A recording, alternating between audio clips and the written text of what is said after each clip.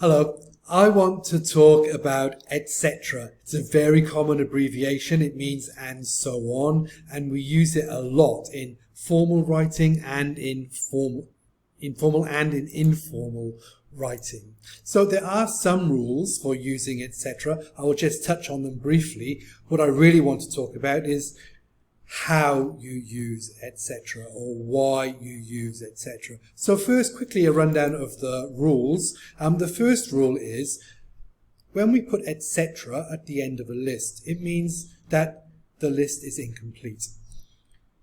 This is the same as putting such as or like at the beginning of a list. It means that this is a list that is incomplete. So if we use such as at the beginning of a list, we can't use etc. at the end. The other rule is that there has to be at least 2 items on the list. You have to give the reader an idea of what's coming next. They have to be able to have enough information to make a guess at about what the next thing in the list could be. So if we have only one thing, like this example, I enjoy reading books. Well, what does that mean? Your job as a writer is to make it easy for the reader to understand.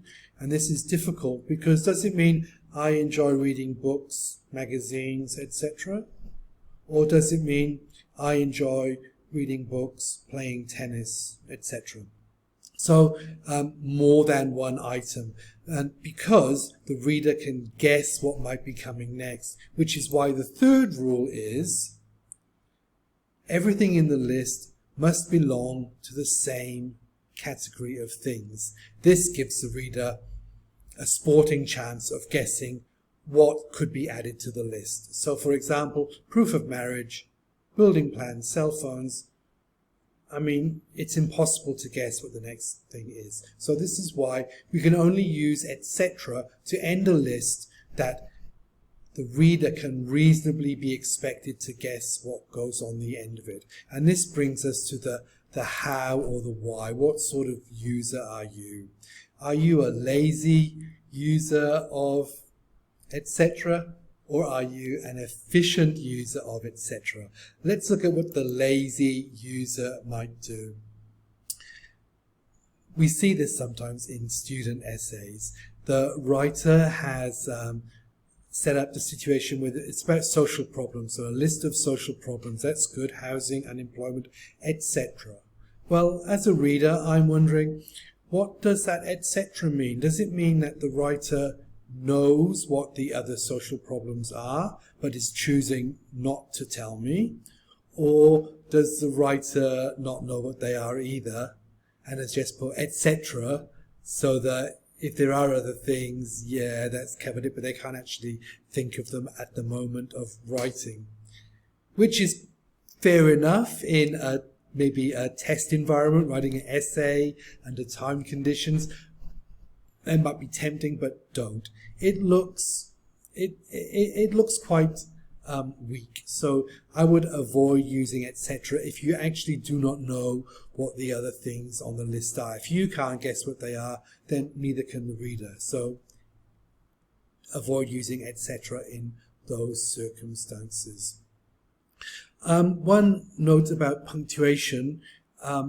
Some people require a comma after etc full stop when it comes in the middle of the sentence, like in these 2 examples, and some people don't require the comma.